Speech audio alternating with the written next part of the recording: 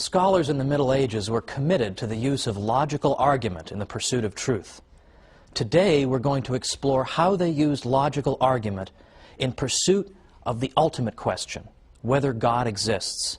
How did they use reason to demonstrate that? Join me today for the Catholic Church, Builder of Civilization.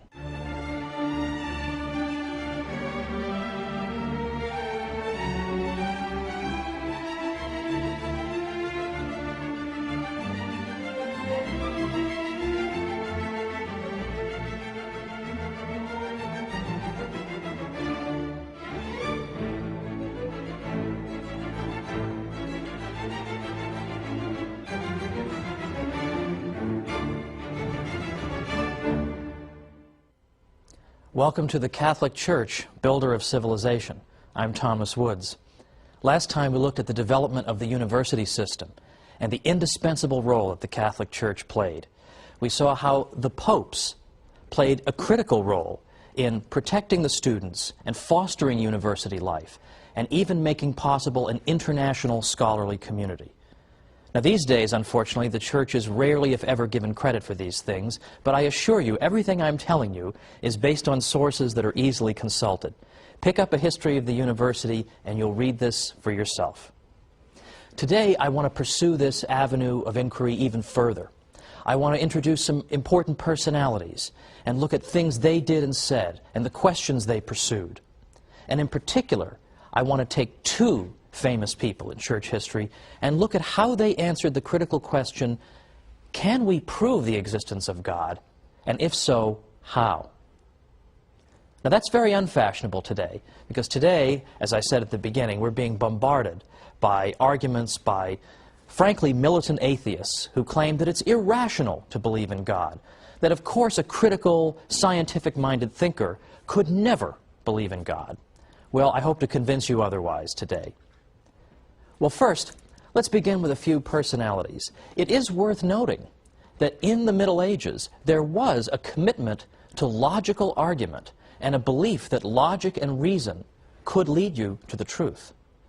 In fact, Pope John the 21st wrote a book on logic, and his textbook was used for centuries afterward and went through 166 printings. Very, very few books go through that many printings. And here is a pope, a future pope, writing a book of that nature. Now, more specifically, a fellow named Peter Abelard was a scholar who died around 1142. He was controversial in his day, but he paved the way for scholars who came after him. Abelard was known particularly for a book he wrote, in Latin is known as Sic et Non. Literally means yes and no. Because what Abelard did was he took apparent contradictions, for example, apparently contradictory biblical verses, or apparently contradictory statements from church fathers, and he deliberately juxtaposed them so that they were right next to each other on the page. And there you were, face to face with an apparent contradiction. How would that contradiction be resolved? Well, the reason that Abelard's book was a bit scandalous for his time was that he didn't answer that question. He left the apparent contradictions just hanging there. And the reason he did this is he said, I'm a teacher for a living, and I'm not going to do my students' work for them. His students had the task of reconciling these apparent contradictions. So I always get a kick out of it when young students in college would come up to me and say, well, aren't there a lot of contradictions in the Bible? Ho, ho, ho. Well, Peter Abelard was talking about this in the 12th century and was using reason to try to resolve them, so I don't think I need some kid from Long Island to tell me this. But Peter Abelard's point was that when you have two sources, both of which are authoritative, biblical verses, for example, church fathers, but they seem to be saying different things, how can you resolve this matter? You can't resolve it by an appeal to authority, because here you have two authorities that are saying different things. So how do we resolve it? Through the use of reason. Because Peter Abelard was convinced that truth could not contradict itself, that these contradictions must be only apparent contradictions, and that once we get beneath the surface, we'll find that in fact the statements can be perfectly well reconciled. For instance, perhaps the two speakers or the two verses are speaking about the same issue under different aspects. Or perhaps one of the quotations is taken out of context. Whatever the explanation, Peter Abelard was certain that there was one. So here was a scholar who was absolutely prepared to take apparent intellectual difficulties in the faith and arbitrate them at the bar of human reason. Now that is pretty much exactly the opposite impression that I think people have about the Catholic Church, is it not? Then we have a fellow named Peter Lombard. He lived from about 1100 to 1160, who wrote a work of theology called the Sentences that became the most studied theological text, apart from the Bible, for the next several centuries. Now, Lombard, in his book, used authority to explain various aspects of the faith, but he did not hesitate also to appeal to human reason in order better to understand and explore the mysteries of our faith. Again, more or less the opposite of what we're told, isn't it? This, in a nutshell, is what we call scholasticism. In some ways, it's hard to define scholasticism in a way that every single scholastic would qualify as one. But I think it's safe to say that scholasticism initially began as a term simply to refer to professors who taught in universities. Now, right away, that would exclude St. Anselm, because he didn't teach in a university, but he was a scholastic. So it doesn't always work. But beyond that, the scholastics typically were interested in the use of reason in order to understand better and to defend the Catholic faith. They believed that there was no contradiction between reason and faith, and that if there appeared to be one, then we had simply misused our reason, we had not correctly argued the matter, or we simply understood some aspect of the faith. But the two could not contradict each other. They were two wings, in effect, that would soar toward the truth. I believe that's how Pope John Paul II put it in his encyclical Fides et Ratio in the late 1990s. That's exactly what St. Thomas Aquinas believed. So the scholastics are committed to this project of the use of reason in the pursuit of truth and in entertaining opposing views.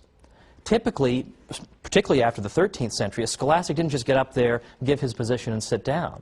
He always anticipated what the other side would say. And as I said, St. Thomas Aquinas was so generous to his opponents that he would not only explain their position very persuasively, but he would sometimes think of arguments that his own opponents hadn't even thought of, and he would come up with those arguments and say, here, you can have these arguments, but I'm going to answer those too. That's typical of scholasticism. Well, let's look at a well-known early scholastic, a figure we've looked at briefly already, St. Anselm.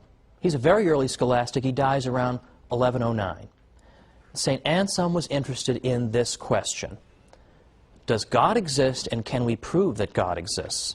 Now, it's true, over the course of his career, St. Anselm asked and answered a great many questions. But this one, perhaps more than any other, established him as a philosopher, because even if people didn't accept his argument, from then on, people at least had to reckon with it, one way or the other. You had to at least show why you didn't agree with him. St. Anselm, in effect, argued as follows. It's just a very few steps that he took to try to prove through reason alone that God exists. And his first claim is as follows, that regardless of whether you agree with me that God exists, we can certainly agree on a definition of God. God is the greatest conceivable being. God is that than which nothing greater can be conceived. That was how he put it. So there's our first statement. God's the greatest conceivable being. Our second statement is the greatest conceivable being has to be absolutely perfect, has to be perfect in every way, has to possess every possible perfection. I don't think that's particularly controversial. That follows from the first statement. Now, the third statement goes like this. It's more perfect if you exist both in reality and in the mind than if you exist only in the mind. Now, that might sound a little tricky, so I'll give you a good example. Suppose you're thinking in your mind about a hot fudge sundae, but it doesn't exist in reality. There is no hot fudge sundae in the room. It's only in your mind. I think we would all agree that that hot fudge sundae is not as perfect as a hot fudge sundae that is both in your mind and right on the table in front of you. It has a perfection by existing in the world that the imaginary Sunday does not have. Well, what does this have to do with God? Well, what St. Anselm is saying is, suppose God exists only in our minds. He's just a figment of our imagination, like the non-existent hot fudge sundae. Well, then that being is not as perfect as a being who existed both in our minds and also in reality. Now, his next step, in effect, is, therefore God exists. Now, it might seem like he's maybe skipping a few steps here. How does he get there? Well, his point is, if we've said that God's the greatest conceivable being, he has every possible perfection, and one perfection is to exist in reality, the greatest conceivable being would have to have that perfection. He would have to exist in reality, or he wouldn't be the greatest conceivable being if he were only in your mind. But we already agreed that he is. Therefore, God exists. Now, in effect, what St. Anselm is saying is that the existence of God is implied in the very definition of God. Once we unpack that definition, what do we find? We find that his existence is immediately implied. In the same way that if we really understand what the number 9 is, then what follows from the definition of 9 is that its square root has to be 3. Once we've fully understood the concept of 9, we understand its square root is 3. Well, likewise, once we fully understand the definition of God, we then see that part of his nature is to exist. He has to exist. Now, if you're thinking to yourself, well, I'm not so sure that one works, that seems a little bit slippery, I will point out that most philosophers have in fact rejected St. Anselm's proof. In fact, St. Thomas Aquinas rejected St. Anselm's proof, as a matter of fact. But there's always been, in the Western philosophical tradition, a minority tradition that has accepted Anselm's proof. And, in fact, very recently, a dear friend of mine, Bill Mara, who died in 1998, he taught philosophy at Fordham for decades. And he absolutely believed that Anselm's proof works. But whether you believe it or not, for our purposes, is not so important. What I simply want to show you is that Anselm and other Catholics were committed to the pursuit of truth through human reason. There is nothing scriptural in that argument from St. Anselm. He wanted to show that the human mind could solve this problem. Well, after the break, we're going to see how St. Thomas Aquinas solved this problem, and I think much more persuasively. So join me after the break.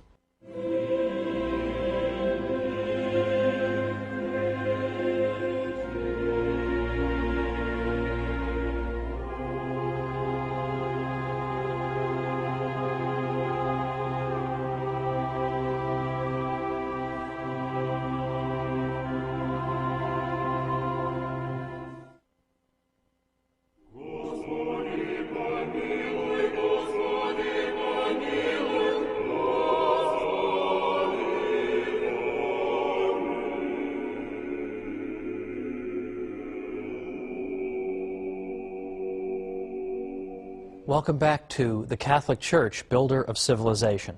I'm Thomas Woods.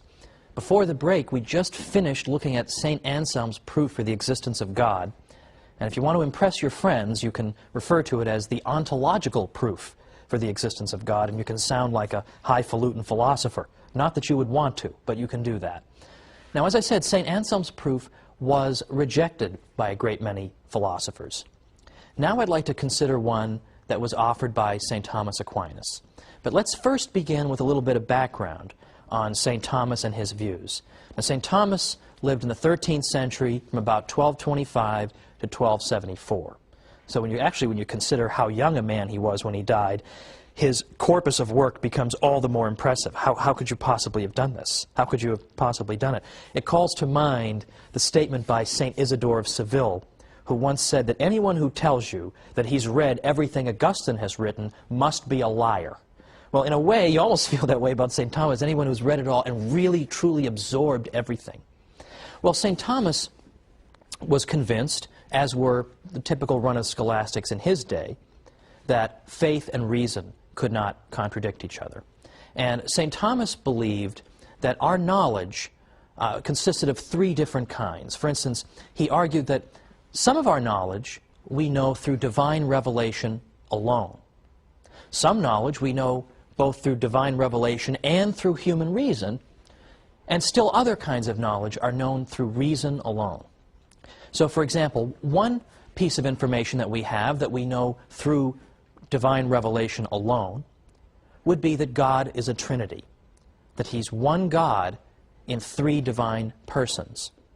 Now, St. Thomas Aquinas said that this is something we have to know through divine revelation because human reason could never arrive at this conclusion. This is an astonishing mystery. We could never arrive at this conclusion. Now, if I may digress for a moment, I'll point out that some thinkers have tried to claim that human reason can also prove the Trinity. The argument is that if we know that God is love, and we're going to make that something other than just a bumper sticker slogan, God is love, we're really going to take it seriously, then God has to have a threefold nature. Because if He is love, that means we have to have within God the two who love, because love exists between two parties, and then love is fruitful. So there has to be a third party, in effect. There has to be the fruits of that love. That's why some theologians have sometimes pointed to the family, the human family of husband, wife, and child, as in fact imaging the Trinity, as a mirror into the divine economy. Economy, of course, in its Greek root, meaning household.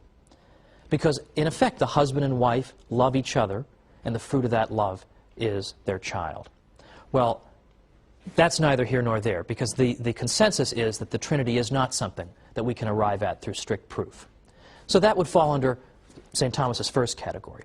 The second category, things we can know through divine revelation and through reason, would include, for example, some aspects of the moral law. I suppose reflecting on the subject of murder, just simply reflecting on it honestly, using your mind, you can probably arrive at the conclusion that murder is something people ought not to do.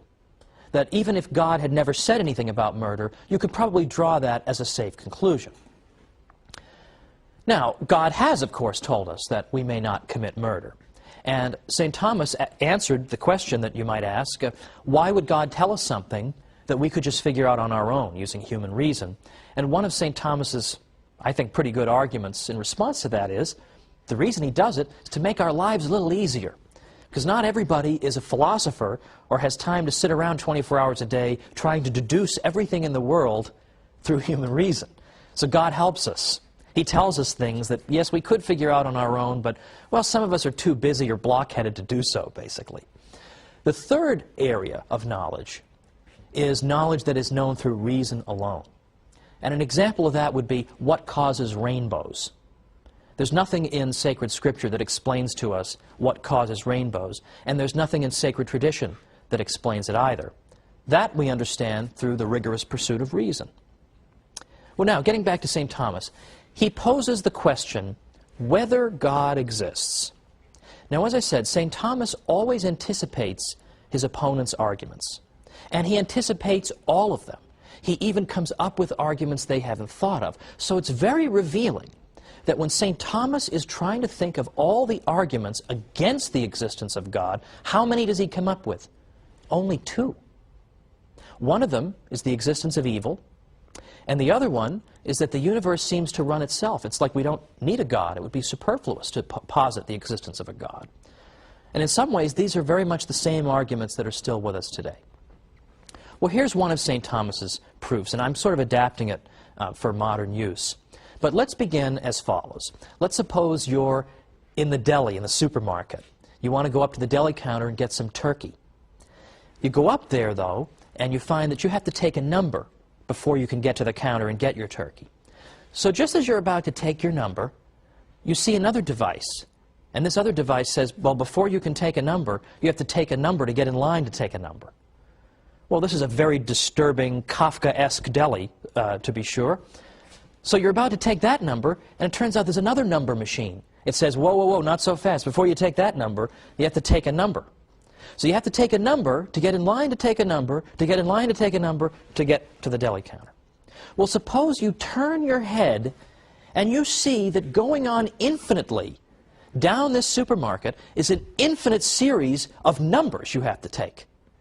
Well, are you ever going to get to the deli counter? Of course not. You'll spend the rest of your miserable, rotten life standing there trying to take numbers, but being unable to do so because there's always a preceding one you have to take. You can never even take a number because there's always one before it that you are supposed to take first. You'll never get to the deli counter, that's for sure. But suppose you're wandering around all frustrated in the supermarket, you're wandering around, and you see somebody with turkey in the shopping cart. Then you know the numbers must not go on forever, because then how did this person get the turkey? There must have been a stopping point somewhere. Or consider this. You want to sign up for a course at a college, a special course, and you're told, well, if you want to sign up for that course, you have to go see Mr. Jones. You go see Mr. Jones, and he says, oh, sorry, before you can see me, you've got to see Mr. Brown. Mr. Brown says, before you can see me, you've got to see Mr. Johnson. You say to yourself, what in the world? Obviously, I don't need to take this course. It's going to drive me insane. You'll obviously never get in there because there's always somebody earlier you have to get permission from before you can do it. But suppose you see somebody enrolled in that course. Then you know there must not be an infinite sequence of people you need to get permission from, because then how did this person get in there? Now, what does this have to do with the existence of God? We have a basic insight as human beings that every effect has a cause. Nothing just exists on its own. Nobody goes down to the beach and says, oh, this sandcastle must have just been randomly created by the movement of the waves, or it existed from all time, or my watch here. Nobody would look at this watch and say, oh, I bet this has just always been there before the beginning of time. No one would say that. Okay, we know that would be nonsense. Or, and I apologize to whoever it is I'm borrowing this from. I can't remember what your name is, but I like this example. Suppose I walk into my office and there's a bowling ball on my chair. Now, there are many possible ways it could have gotten there, but the one explanation I will not accept is, well, it just appeared. It had no cause. No one would accept that, right? I would be willing to consider the most ridiculous explanations before I would accept that. In fact, I'd be willing to consider the possibility that the CIA is trying to spy on me, and they've put a little chip in this bowling ball to make that possible. I would consider that before I would consider the ball just appeared. Well, now here's St. Thomas's proof. Every effect requires a cause.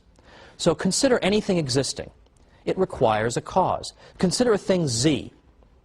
It requires a cause. We'll call the cause of Z Y.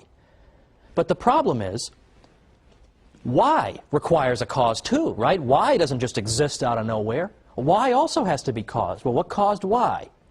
Well, we'll say X caused Y. But then we're back to the same problem. What caused X? X isn't just self-existing. Every effect requires a cause. So what caused X? Let's see. W. Okay, I guess you can probably see where I'm going with this. W caused X. And then we keep on going because that doesn't solve the problem either. Because then what caused W? So what St. Thomas is saying is, suppose you have an infinite series of causes in which Z is caused by Y, but Y is caused by X. X is caused by W. W is caused by V. And this just goes on and on forever. If that were true, then nothing would exist. Nothing would exist because before anything could exist, it would be awaiting a cause for its existence. But that cause doesn't yet exist because it requires a cause. And that cause doesn't yet exist because it's awaiting a cause. If everything is always awaiting a previously existing cause, the sequence of causes could never get started.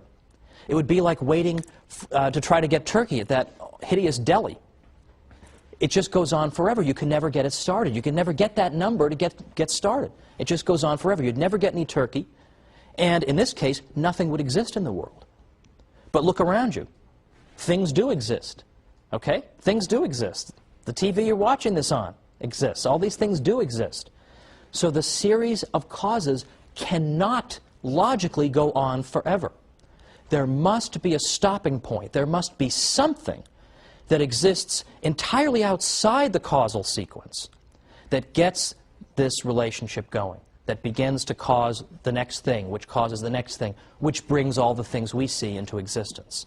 And St. Thomas says, this cause must be God. Now, some people will say, well, then what caused God? Well, that actually shows a complete misunderstanding of the argument.